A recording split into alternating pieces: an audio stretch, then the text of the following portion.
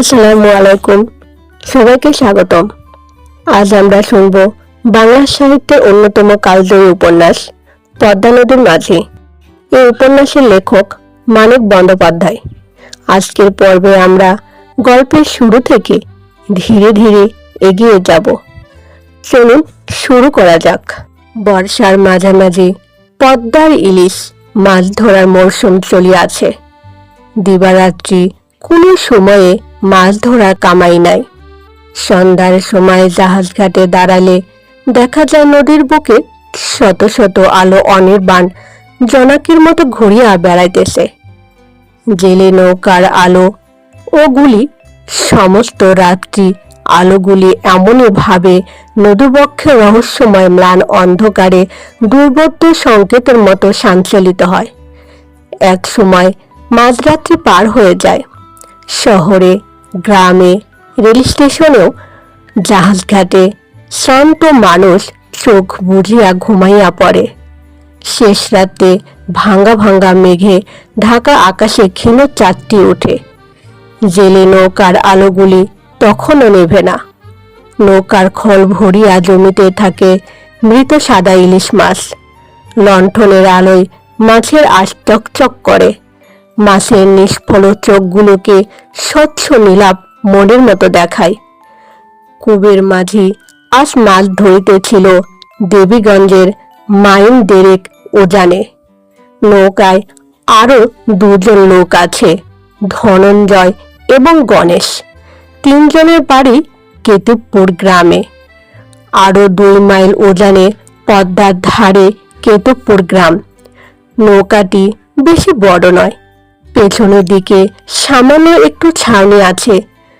বর্ষা বাদলে 2-3 জনে কোনো রকমে মাথা গুজিয়া থাকিতে পারে, বাকি সবটাই খোলা। মাঝখানে নৌকার পাটাতনে হাত 2 ফাঁক রাখা হইয়াছে।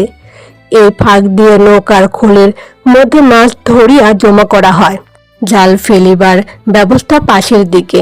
ত্রিকোণ বাঁশের ফ্রেমে বিপুল পাখার মতো জালটি নৌকার পাশে লাগানো আছে। জালের শেষ সীমার বাঁশটি নৌকার পার্শ্বদেশের সঙ্গে সমান্তরাল। তাহার 2 প্রান্ত হইতে লম্বা 2টি বাঁশ নৌকার ধারে আসিয়া মিলিয়া পরস্পরকে অতিক্রম করিয়া নৌকার ভেতরে হাত 2 লাগাইয়া আসিয়াছে। জালের এ 2টি হাতল।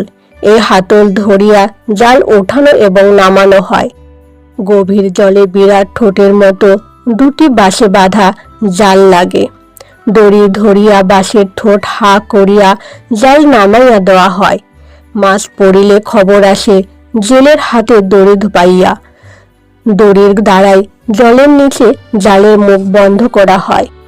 এই নৌকাটি ধনঞ্জয়ের সম্পত্তি, জালটাও তারই।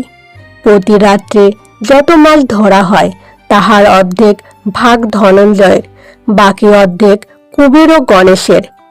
নৌকা এবং জালের মালিক বলিয়া ধনঞ্জয়ের পরিশ্রমও করে কম। আগাগোড়া সে শুধু নৌকার হাল ধরিয়া বসিয়া থাকে। কুবের ও গণেশ হাতল ধরিয়া জালটা জলে নামায় এবং তোলে। মাছগুলি সঞ্চয় করে। পদ্মার ঢেউ নৌকা টলমল করিতে থাকে। আলোটা মিটমিট করিয়া জ্বলে। জোর বাতাসও নৌকা স্থিরস্থায়ী গাঢ় আষ্টে গন্ধ উড়াইয়া লইয়া যাইতে পারে না।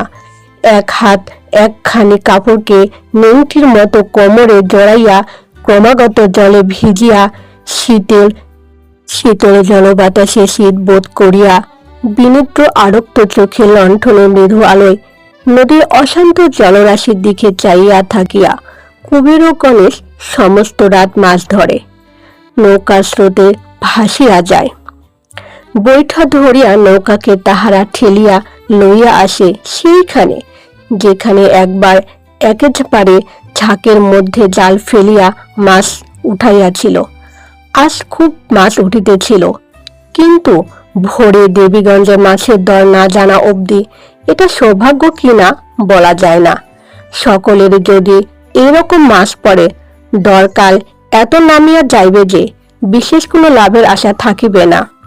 তবে মাছের বড় ঝাঁক একই সময়ে সমস্ত নদীটা জুড়িয়া থাকে না, এই যে ভরসার কথা। বেশি মাছ সকলের নাও উঠিতে পারে। কুবের হাকিয়া বলে, যদু হে, এই মাছ কি বা? খানিক দূরে নৌকা হইতে জবাব আসে, জব্বর। জব্বরের পর সে নৌকা হইতে পাল্টা প্রশ্ন করে। কুবের হাকিয়া জানায় তাদেরও মাছ পড়িতাছে জব্বর। ধনঞ্জয় বলে, সাজের দরটা জিগা দেখি কুবের। কুবের হাকিয়া দাম জিজ্ঞাসা করে। সন্ধ্যাবেলা আজ 4.5, 5 এবং 5.25 টাকা দরে মাছ বিক্রি হইয়াছে। শুনিয়া ধনঞ্জয় বলে, কাইলে চাইরে নামবে, হালারে মাছ ধরিয়া জোট নাই। কুবের কিছু বলে না, ঝপ করিয়া জাল জালে ফেলিয়া দেয়। শরীরটা আজ তাহার ভালো ছিল না। তাহার স্ত্রী মালা তাহাকে বাহির হইতে বারণ করিয়াছিল, কিন্তু শরীরের দিকে তাকাইবার অবসর কুবেরের নাই। টাকার অভাবে অখিল সাহার পুকুরটা এবারও সে জমা লইতে পারে নাই। সারাটা বছর তাহাকে পদ্মার মাছের উপরে নির্ভর করিয়া থাকিতে হইবে। এই নির্ভরও বিশেষ জোরালো না। পদ্মার মাছ ধরিবার উপযুক্ত জাল তাহার নাই। ধনঞ্জয় অথবা নড়াইলের যদুর সঙ্গে সমস্ত বছর তাহাকে এমনই ভাবে 2 আনা 4 আনা ভাগে মজুরি খাটিতে হইবে। ইলিশের মৌসুম ফুরাইলে বিপুল পদ্মা কিফল হইয়া যায়। নিজের বিরাট বিস্তৃতির মাঝে কোনোখানে যে সে তাহার মীন সন্তানগুলোকে লুকাইয়া ফেলে, খুঁজিয়া বাহির করা কঠিন হইয়া দাঁড়ায়।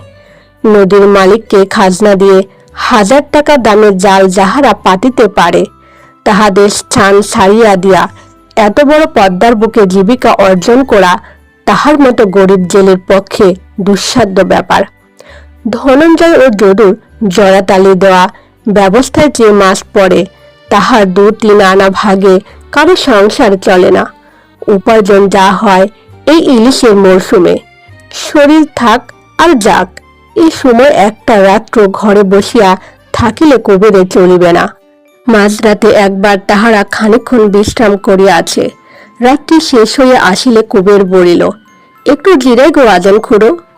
জিরানোর লইগা মরিস কেন ক দেহি? বাড়িতে গিয়ে সারাটা দিন জিরাস, আর 2 খেপ দিয়া ল। কুবের বলিল, তামক বিনা গায়ে সার লাগে না। দেহখানা গো আজন খুড়ো আজই বিশেষ ভালো নাই। এই ব্যস্ত ও কোলাহলের মধ্যে আসিয়া পড়িয়া সমস্ত রাত্রিব্যাপী পরিশ্রমের ক্লান্তি ভুলিয়া কুবের খুশি হইয়া উঠে। আজ সে একেবারে ঝিমাইয়া পড়িয়াছিল। শেষ রাত্রির দিকে শীত করিয়া বোধ হয় তাহার জ্বর আসিয়াছে।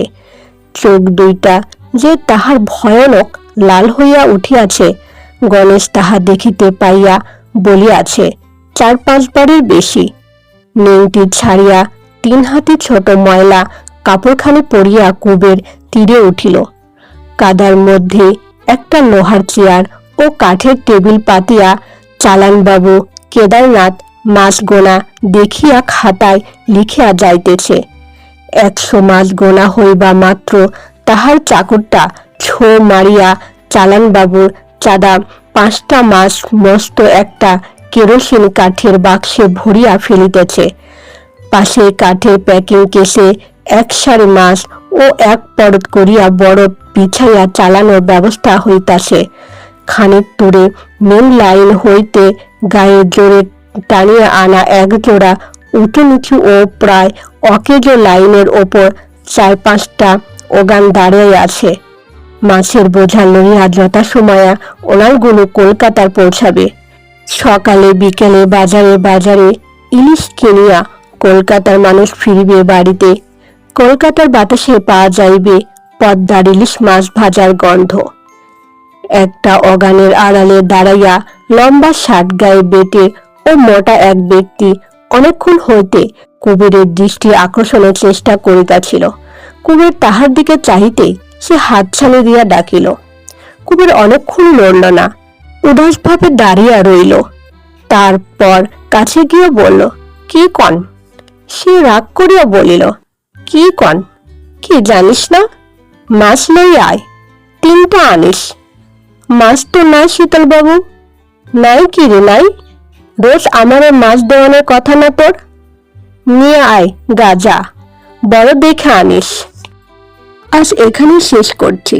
পদ্মা নদীর মাঝি উপন্যাসের পরবর্তী অংশ শুনতে চাইলে অবশ্যই চ্যানেলটি সাবস্ক্রাইব করুন। ভিডিওটি ভালো লাগলে একটি লাইক দিন এবং আপনার মতামত কমেন্টে জানান। সবাই ভালো থাকবেন। আল্লাহ হাফেজ।